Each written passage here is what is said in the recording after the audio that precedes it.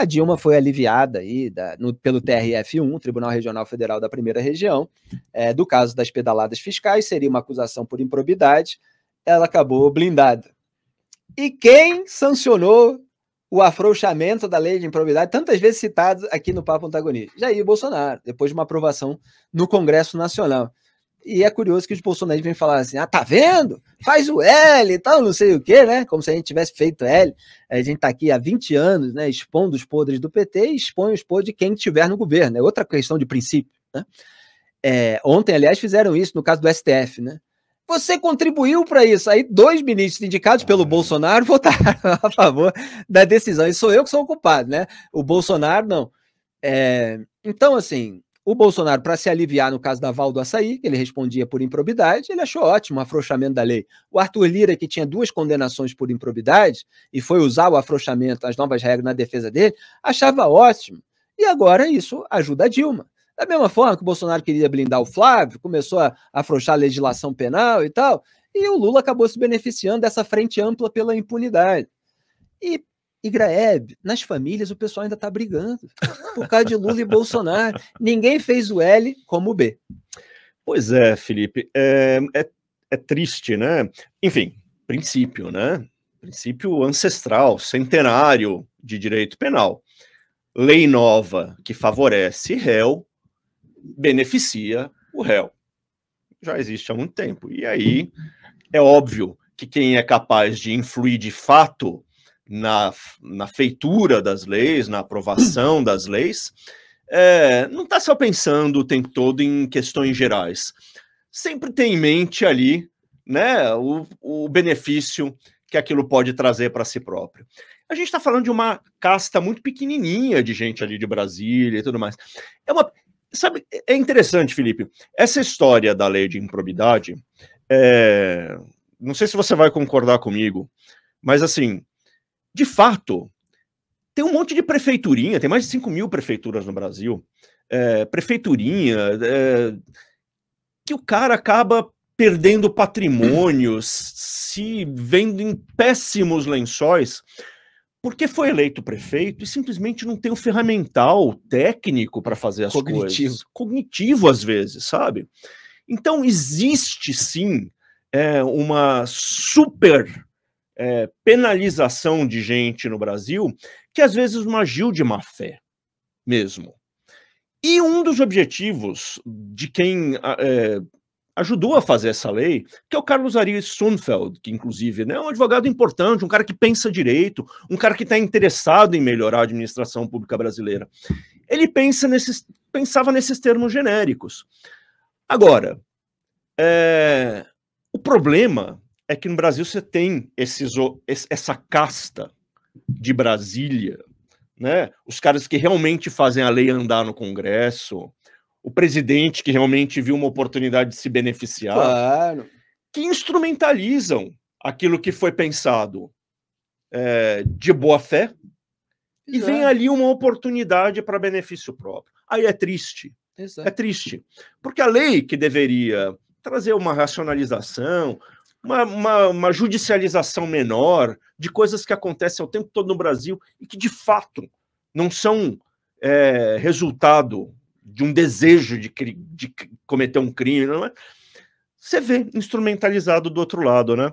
Então, porque sempre o pretexto é técnico, ele é baseado eventualmente em experiências de outros países. A gente vê isso agora, por exemplo, o juiz de garantias. Vocês acham mesmo que o objetivo, a causa olha, o Brasil precisa ser equiparado a outros países que têm 2 juízes na primeira instância, porque isso aumenta o grau de imparcialidade? Nada. Os políticos, vários deles, não todos, evidentemente, estavam encalacrados com a justiça, estavam insatisfeitos com aquele juiz da fase de investigação, que estava determinando busca e apreensão, etc. Como é que a gente resolve isso daí? Tem um parâmetro internacional. Vamos ver se a aplicação no Brasil vai ser igual à do parâmetro internacional, porque a alegação é sempre bonitinha. Não, precisamos seguir o que o mundo moderno está fazendo, etc. Aí eles vão lá e, no detalhe, no jabuti, eles inserem ali uma brecha para blindagem. Então é preciso analisar nas minúcias. E a casa da lei de improbidade é greve. Eu conversei com várias pessoas. Não sou contra a atualização da lei de improbidade. Sim. Eu sou contra o afrouxamento que abre brecha para blindagem de gente culpada. Exato. De gente que agiu de má fé. Mesmo que você não tenha como comprovar o dolo, que foi outra trapaça que eles colocaram ali. Sim. Quer dizer, se você não passa recibo de que está roubando, se você não passa recibo de que está cometendo fraude, então você não pode ser responsabilizado e punido. Ora, mas a fraude se evidencia muitas vezes por si. Não é o ladrão confessando o ímprobo, né, no caso específico do enquadramento, admitindo aquilo que ele está fazendo. Como é que você vai ter a prova da intenção sempre? Muitas vezes a prova da intenção é o resultado concreto Sim. da ação. E aí você dificulta a responsabilização e as pessoas que fraudaram, elas saem impunes. Eu escrevi aqui no Antagonista contra a aprovação dessa lei. Eu também. Mas é isso, eu também lastimo porque as coisas que poderiam, que muitas vezes têm uma origem que não é ruim, né, são imediatamente instrumentalizadas por quem vê ali uma oportunidade de simplesmente livrar a sua própria cara. Essa é a história do garantismo, né? É uma teoria acadêmica usada, evidentemente, para camuflar a blindagem. Virou ideologia. Ideologia da conveniência. Exatamente. Um artigo meu do Estadão, que eu cito o exemplo do garantismo. Digo. Não, mas é isso aí, Felipe. Eu queria dizer. A gente está falando justamente sobre a ideologia da conveniência, né? Então, sobre o jeitinho, em alegações pretensamente técnicas que são usadas para permitir todo esse tipo de farra. Só trazendo aqui algum detalhamento, porque, enfim, eu pulei a introdução, o TRF1, então, manteve a decisão da Justiça Federal do Distrito Federal, que arquivou a ação de improbidade contra a Dilma Rousseff pelas pedaladas fiscais, que eu prefiro chamar de fraudes fiscais, né? Porque o Júlio Marcelo de Oliveira, que era o procurador do Ministério Público de Contas junto ao Tribunal de Contas da União, foi quem fez todo esse esquadrinhamento das fraudes fiscais de Dilma e mostrou absoluta diferença de objetivo e de proporção, com todos os detalhes. Aí Ricardo Lewandowski, quando comandou a sessão de impeachment no Senado Federal, deu um jeito de rebaixá-lo ali de uma condição para outra, aí não valia tanto as argumentações dele, tudo aquilo que a gente já assistiu.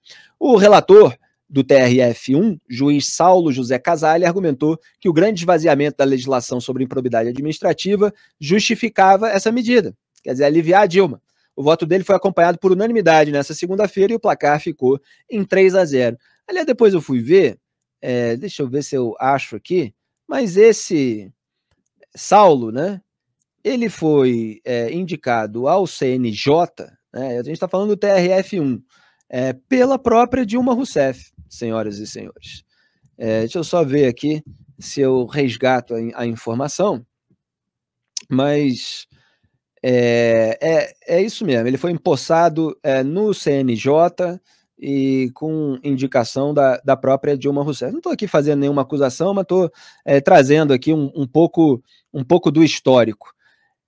E voltando, portanto, ele foi acompanhado pelos demais desembargadores, também foram beneficiados pela decisão o ex-ministro da Fazenda Guido Mantega, o ex-presidente do Banco do Brasil Aldemir Bendini, o ex-secretário do Tesouro Arno Agostinho e o ex-presidente do BNDES Luciano Coutinho. Luciano Coutinho é das antigas, estava na primeira reunião do Foro de São Paulo, em 1990, né, junto com Lula, com José Dirceu. O TRF1 analisou uma apelação do Ministério Público Federal contra os arquivamentos determinados pela 4ª Vara Federal em Brasília no ano passado. Em seu voto, o Saulo José Casale afirmou o seguinte, abre aspas, a Lei 14.230 realmente trouxe um grande esvaziamento da lei de improbidade administrativa, eliminando diversas hipóteses que dantes permitiam a apenação. Quer dizer, antes permitiam a punição. Dilma Rousseff seria punida com a lei anterior se Arthur Lira e Jair Bolsonaro não tivessem articulado o seu afrouxamento. Mesmo o Saulo, tá? Eu só trouxe aqui uma informação de que ele chegou a ser indicado pela Dilma para o CNJ, mas mesmo ele está dizendo, olha, o afrouxamento impede a gente de enquadrar. Aí o Marlon Souza, outro juiz da corte, disse que não há que se falar mais de improbidade se não houver uma delimitação, uma caracterização das condutas dos incisos previsto na lei de improbidade. E o juiz Marcos Vinícius Reis Baixo, terceiro integrante da turma, acompanhou o relator. O MPF ainda pode recorrer dessa decisão, mas o horizonte aí já era. De se mudar isso, já era. Portanto, repito, ninguém fez o L como o B. O B usou a lei afrouxada, sancionada por ele, no caso da Val do Açaí, a funcionária fantasma que ele manteve durante 15 anos, lá na região de Angra dos Reis, do Rio de Janeiro, ali, Vila Histórica de Manducaba, onde ela estava dando água para o cachorro, cuidando da casa, fazendo serviço de caseira, mas registrada lá em Brasília, onde nunca foi, nunca trabalhou, nunca teve computador, nada, entrevista com ela, um interrogatório com ela, é um negócio assim, tragicômico, porque o procurador, o promotor ali, o investigador, né, do caso, ele faz as perguntas: a senhora tem caneta? A senhora tem computador? A senhora já participou de evento? A senhora já acompanhou polícia? Tudo assim: não senhor, não senhor, não tem nada. Ela dava água para o cachorro e estava pendurada na conta dos pagadores de impostos brasileiros, né? Porque o Bolsonaro, em vez de tirar do salário dele para pagar, não, registrou lá no gabinete em Brasília. Muito bem, então, um político para se safar muitas vezes ajuda o outro e a gente vê essa blindagem coletiva.